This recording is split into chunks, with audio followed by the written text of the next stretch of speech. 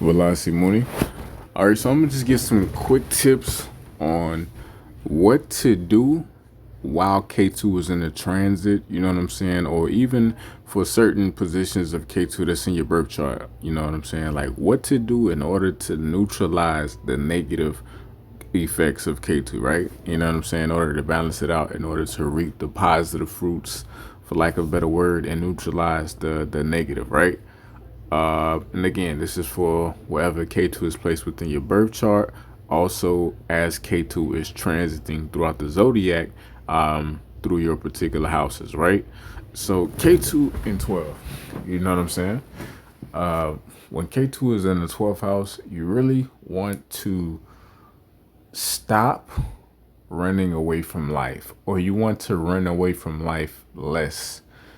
K2 in the 12th is naturally going to draw a person towards meditation, towards this identification with the limited self perspective, with the body, you know what I'm saying, with the ego. Is going to make experiences arise as to where you kind of get confused, or as to where breaks it breaks down the identity, you know what I'm saying? Like it gets you more in the subconscious spaces, the metaphysical spaces, you feel me, dream spaces, different rooms or walls within your mind or whatever, to explore the greater self, you know what I'm saying, or the greater dimensions of self, and not just this one limited file of this lifetime, right? So K2 in the 12th is naturally going to experience those types of spiritual experiences and things, but to really,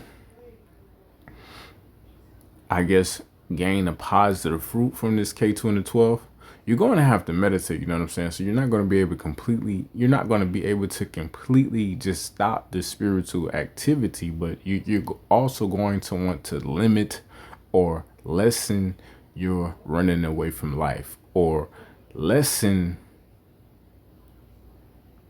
you thinking that, you know what I'm saying, this life situation is false, is different, it's not spiritual, is this identity, is this particular thing, you know, this job, and you feel me, I don't need to be doing this.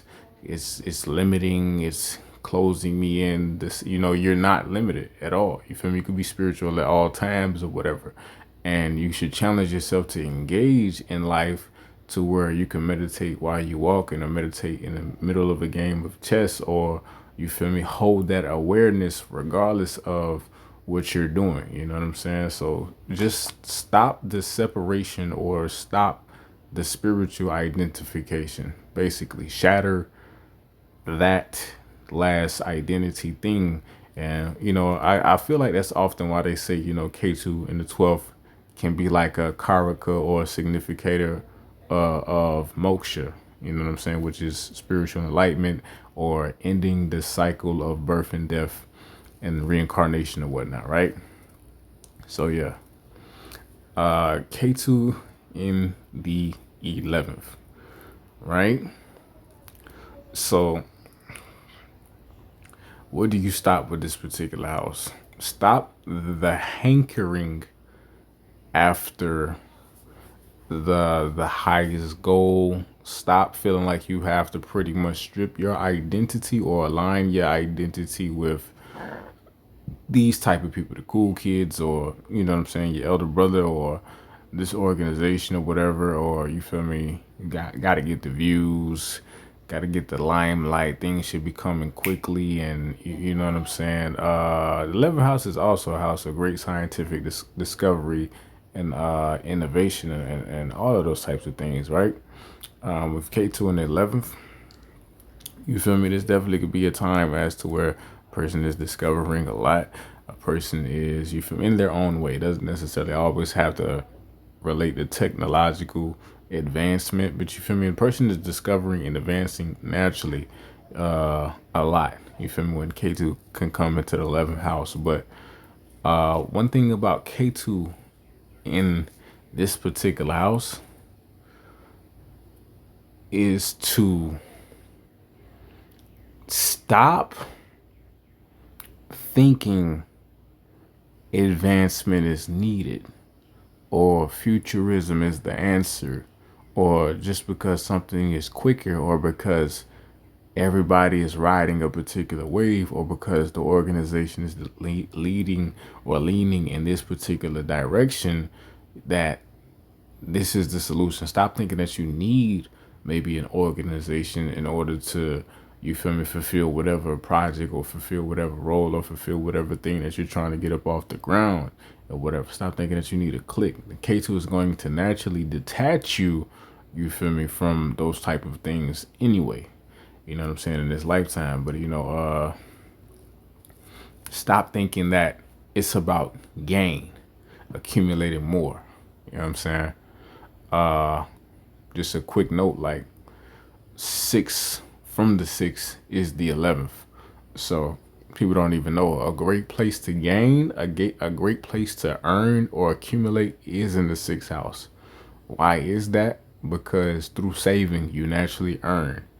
Through couponing, through eliminating the enemies or eliminating one's debts, to decreasing your costs. You know what I'm saying? How much you spend on bills per month. You feel me? How much you spend on your food, rides to work, gas, electricity.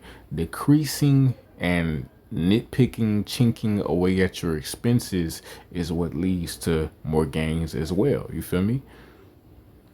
Doing the hard work, the chores, staying clean is what keeps the diseases away, is what improves the health as well. You know what I'm saying? So, sixth house has a seemingly opposite yet an important aspect of getting great level money, getting great level gains. You know what I'm saying? That's why one of the richest motherfuckers on the planet is Bill Gates. You know what I'm saying? You got Mercury, Mars, and Virgo, which is the natural sixth house of the zodiac, right?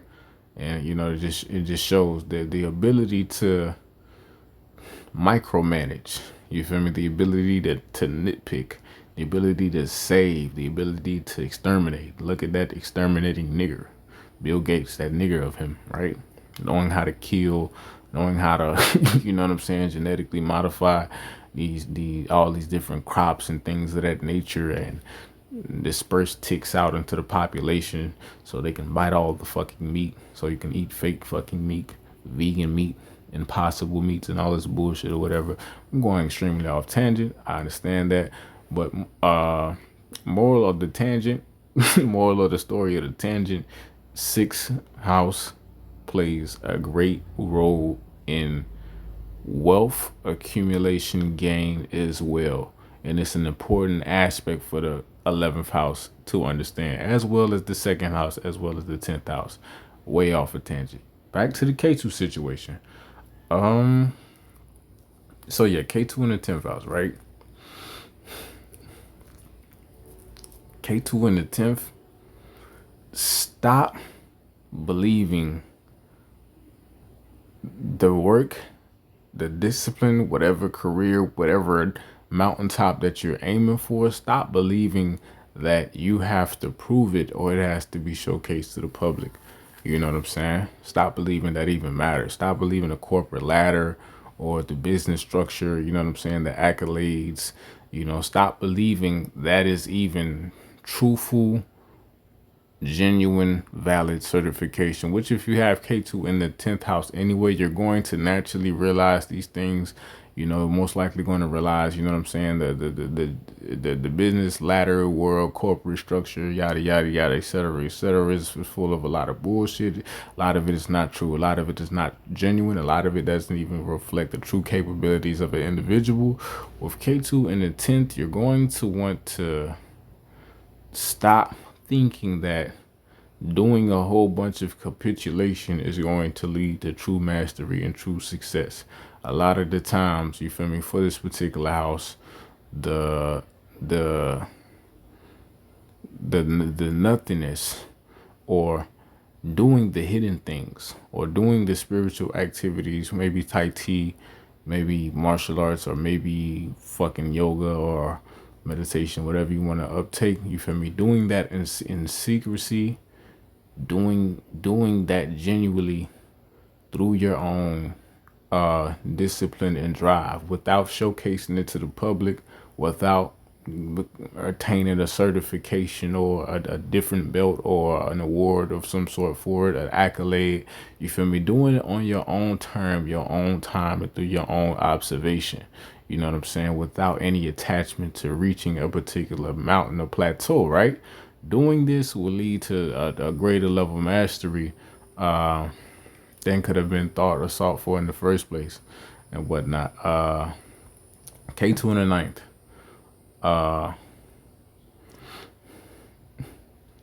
Stop believing prophecy or that somebody has to tell you something or that something else is in control of the destiny or what's going to be for you in the future. Fortune telling, you know what I'm saying? Ninth house is the house of beliefs. It's the house of the blueprint of the mind. You feel me? The belief structures and how belief brings form to reality. Your religion, your faith. What are you convicted in? You know what I'm saying? What do you trust? What is your mind?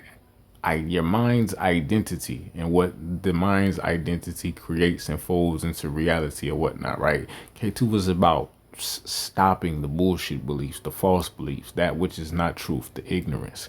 You know what I'm saying? The hard structures that were real hard up within previous lifetimes, like, oh, this is the right way, this is the wrong way, this particular thing must be done, this particular thing must not be done, this particular teacher is true, this particular teacher is not true, or I must go consult these particular folks for this particular understanding, and I must stay away from these particular folks for to avoid that particular understanding. It's like dissolving all of the bullshit that never was true within the first place, but the person allowed structures to get erected within the mind, but the structures get burnt down. Stop believing in the falsity and stop thinking.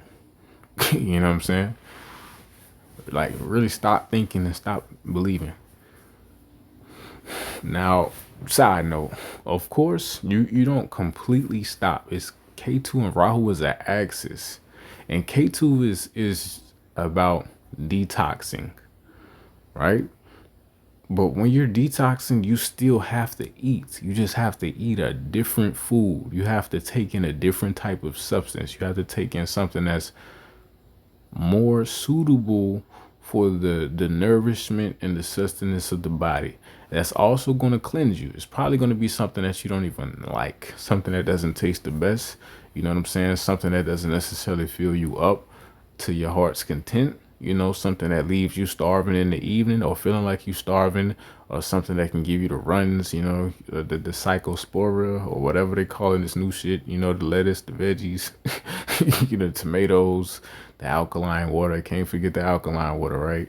You know, just the stuff that is nutrient based, but it's not really satiating your being for the time being. It's not supposed to.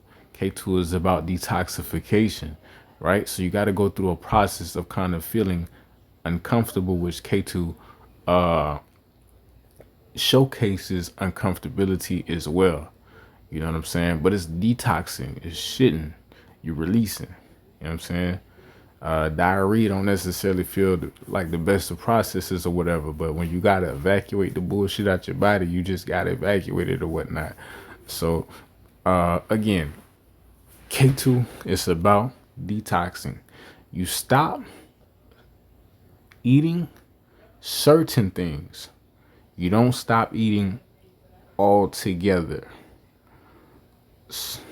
Right? Right. K2 in the eighth. Right? Stop being conspiracy or quit the fear or the insecurity of becoming harmed, or there's a particular obstacle around the corner, or you know, death could be, you know what I'm saying, hovering over somebody, or you feel me? Stop, definitely stop the conspiracies. You know what I'm saying? Stop the obsession of power. The belief that power solves all things and whatnot, right? Ketu in the eighth is going to naturally give a person cities and powers of certain sorts or whatnot, and an occult attraction and investigation to that matter. But really, you stop the lower level aspects of that. You detox. You leave the the power struggle, insecure scorpionic archetypes alone, and you ascend into the one who walks the line between life and death. And any given thing can happen at any given moment, but you submit to the totality of the universal mind structure, God being, whatever you want to call it. You're unmoved, you're beyond fear, you know what I'm saying? And yeah, all the woke shit or whatever, right?